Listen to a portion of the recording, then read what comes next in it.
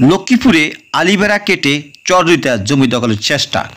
লক্ষ্মীপুর চররিতা ইউনিয়নের বিভিন্ন ধরনের গাছপালা এবং আলিবেড়া কেটে ফেলার অভিযোগ উঠেছে মেকার নুননবী গংদের বিরুদ্ধে।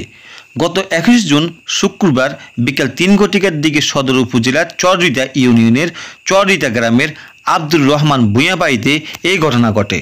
বোক দখলকারী জমির মূল মালিক চররিতা ইউনিয়নের আব্দুর রহমান ভূঁইয়া বাড়ির মোহাম্মদ হারিস মিয়ার ছেলে মোহাম্মদ শামসুদ্দিন বলেন, CSRS জমা খারিজ অনুযায়ী 16% জমির মালিক শামসুদ্দিন। এই জমি আমি 90 শতকের পরে কয়সূত্রে মালিক হয়েছি। কৃষি ভিত্তিতে নুননবী গং আমাদের কয়কৃত জমিতে জোরপূর্বক দখল করার চেষ্টা করে। আমার মুরুষি হলো 7.5 আর আমার কিন হলো 6, এগুলো 13.5 এক দাগে 89 আর 88 বর্তমান একটা দাগ হয়েছে। তো সেক্ষেত্রে এই 23-এর মধ্যে আমার 7.5 আর 6 হলো 13.5।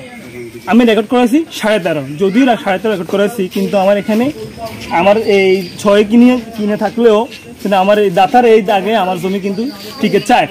আমি সেই মোতাবেক আমার রেকর্ডে হতে আমি বর্তমানে জমা খারিজ করাইছি। আচ্ছা, এখন ওই যে নুননবী কি জমি পাবে?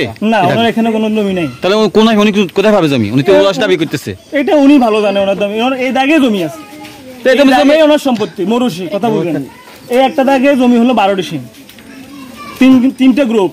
উনি একটা গ্রুপ, ওনার আরো 2টা অংশীদার আছে, 3 × 12 ডিসিম। আমি ওনার একটা গ্রুপ থেকে উনি যে আমাদেরকে 60% বলতেছে, আব্দুল মান্নান 60% পাবে।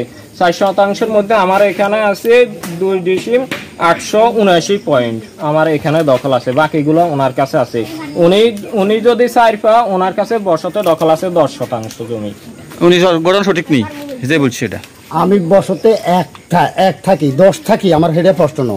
আমার প্রশ্ন হইছে বসতে 12 ডিসিম সম্পত্তির মধ্যে তারা মনে করেন এই 2 গিরিয়ে তোফাইল আহমেদ শামসুল হক কেমন, এরা মনে করেন পুরা 12 ডিসিম সম্পত্তির রেকর্ড হল গেছে এবং জমা খারিজ করা হয়েছে। পুরাই দাবি করে এই দাবিটা কারণে দিতাম না, কারণ এটা আমার মরুষি সম্পত্তি।